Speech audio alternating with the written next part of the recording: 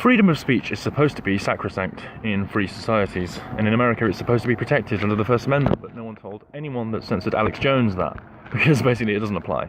And there's supposedly a free press, so they had two protections there in itself for Alex Jones' InfoWars.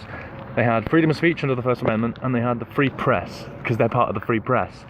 Now that they've been taken off and deplatformed off the major social media, public square, now they're just confined to the side streets that no one ever sees them in.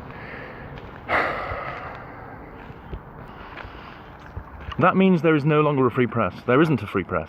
And if they keep saying we need to protect the free press because they want to keep the mainstream media monopolies going and keep propagandizing the people because they're being so useful, being weaponized against the Trump agenda, the anti-globalist agenda, fighting the New World Order.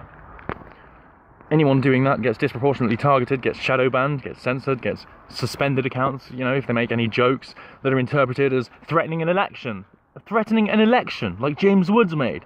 Or a statistic that other people have deemed hateful, like there's black on black crime is more prevalent than white on white crime or white on black crime. If you make a statistic that someone else decides is hateful, you'll get banned, whatever it is. I didn't make one just then, by the way, I was just, making a hypothetical.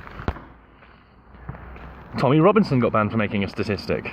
Anne Marie Waters got banned for making a statistic. There's other people who have been suspended completely off the platform. Removed from the public square, confined to the side streets where they're never going to socialise again. Because the Twitter CEO admits that Twitter is the public high street, it's the public square. And if that's closed off and you're confined to the side streets, you'll never get noticed. That's why no one can grow. That's why you can't have Twitter being a monopoly censoring everyone if they're the public square. You can't just suddenly be removed from the public square if you use what they interpret as hate speech. What the hell is hate speech? It's a nebulous term that's ever expanding that seems to include statistics and scientific fact. That's hate speech. Remember, a dictionary definition of a woman is hate speech now. That's hate speech, the dictionary. That's a hateful text. Because it says that women are females, and that's hateful, that's hate speech. So the dictionaries must all be burned. According to these leftists, these liberals, these tolerant people, who are the least tolerant people that you know, you probably think that, I agree with Graham Linehan and all the virtue signalers, etc., that the left are all virtuous and wonderful and tolerant and kind. And your parents and grandparents, the alt-right, the people that voted for Brexit, people that voted for Trump, they must be the most horrible people on the planet, right? Yeah, not really the way it worked out, is it? The people that go to the Antifa marches and smash people's houses and smash up windows and smash universities and set fire to people and punch people and, hit them with bike locks, etc. They're not your grandparents or your parents, are they? They are your generation and the younger people. They are the more spiteful, more selfish, more decadent generation. Because we're always standing on the shoulders of giants. We are a shadow of our parents, and they are a shadow of their parents. Look at the tomes from old that people and codex and things that people used to write, compared with the magazine-type books that they write now with pictures in them. I mean, we as a society have been infantilized to the point where we're not even producing anything that's half as good as it was. We are totally a shadow of ourselves. And there's no reason for us to keep going, making it even worse. Because basically we're being replaced by robots. So they've dumbed us down so that we would accept our enslavement when robots come and take over our jobs, which is already pretty much happening across many sectors. We had to be dumbed down and made to accept globalism and all the things that the media says, because we can't question the media. That would mean we have critical thinking, and that would mean we don't live in a safe world where the government cares about our well-being. What? You mean to say all these corporations and banks and governments, etc., and media all lie, basically, because they want to control society? That can't be what it's about, surely. That's what it's demonstrably about. That's what it's about in all the leaks. That's what we know from people like Edward Snowden. That's what we know from the WikiLeaks. That's what we know from Project Veritas.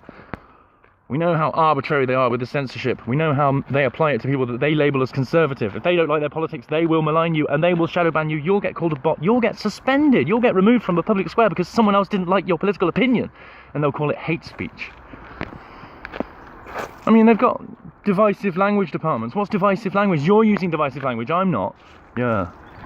And the quality filter, discrimination, shadow ban type thing. What's a low quality tweet, I wonder? If it supports Trump, is that a low quality tweet? And if it supports Hillary, then it's obviously high quality. It has to be elevated right to the top. If it criticises Trump in every one of his tweets that he sends, it has to go right to the top. So if it's a Krasenstein that gets paid by Soros, it gets elevated. If it's James Woods, not so much. But it's good to see him back on Twitter. Back in the public square. Welcome back. Unfortunately, the public square is getting more and more authoritarian. There are guards on every corner, and people are still being stabbed all around the place, and they don't do anything about it. They're being stabbed right in front of their faces, and they don't even move to do anything. That is what Twitter is like if it was a public square, because it allows Antifa, it allows jihadi groups, etc., and they're allowed to talk to each other, and paedophiles, etc. They're allowed to talk to each other. They're allowed to mix and meet other people and abuse people and kill people and whatever, and threaten people, like Donald Trump. They can threaten Donald Trump quite easily, quite happily. But if they state a statistic that is inconvenient with globalism, they get suspended and removed from the public square. Does that sound sinister at all? Ostracized from society, can't take part in the society anymore because most of it takes place online.